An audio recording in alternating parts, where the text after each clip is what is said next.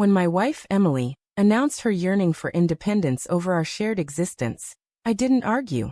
I looked into her eyes, offered a subtle nod, and let her words sink deep into my core. For months, she'd been restless, speaking of autonomy and uncovering her authentic self.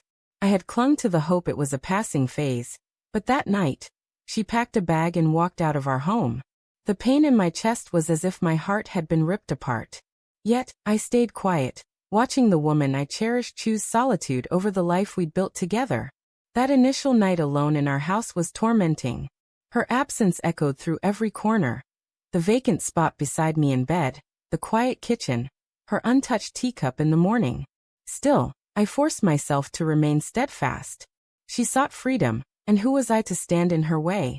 The silence, however, made me question everything. Had I been too controlling, too predictable, too ordinary for her? A week dragged on, and I immersed myself in work to dull the ache. Friends encouraged me to move on, to accept her choice. Yet, deep inside, I felt Emily hadn't fully weighed her decision. She'd been pursuing an ideal, a belief that independence would soothe her unrest. I anticipated her call would come, but I resolved not to beg for her return. On the 7th day, my phone glowed with her name. I hesitated, conflicted.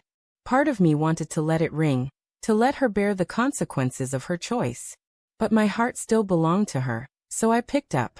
Her voice quivered, delicate, as she asked, "Can we sit down and talk?" We agreed to meet at a quaint cafe, a place steeped in memories from the early days of our romance. When she entered, I noticed weariness carved into her gaze. She appeared diminished, fragile, as if life had drained the spark she once exuded. She tried to smile, but it faltered. After a weighted pause, she admitted, "Freedom isn't what I thought it would be." Her fingers toyed nervously with the rim of her coffee mug. I believed leaving would make me feel vibrant, but I'm adrift, empty, like I walked away from the one person who truly cared for me. Her words should have melted my heart, but beneath my composed surface, resentment simmered. Where was this insight when she left with her bag? Where was this realization when she prioritized herself over our connection? I wanted to yell, to remind her of the sleepless nights I spent questioning my own worth. Instead, I maintained my calm and asked gently, "What did you expect to discover out there?"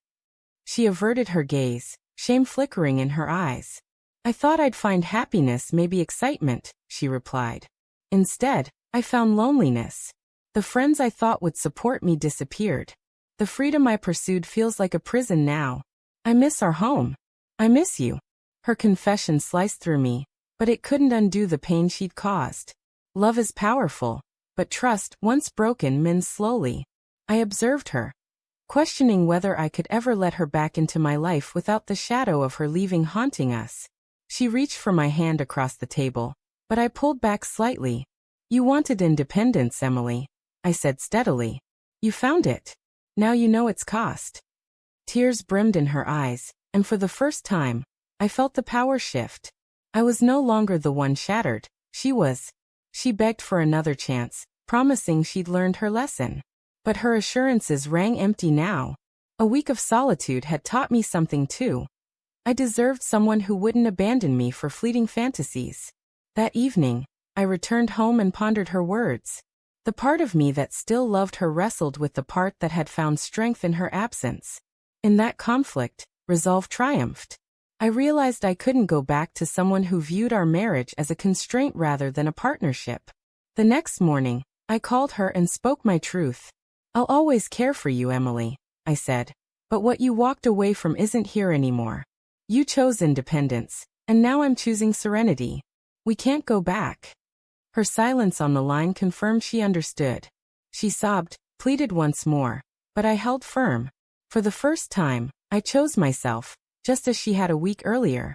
But my choice wasn't about running away, it was about valuing my own worth. Our marriage didn't end with her departure, but with my decision to let her go. She thought independence would liberate her, but it only showed her what she'd forsaken. The truth stung her more than she ever expected. For me, it marked the beginning of my recovery,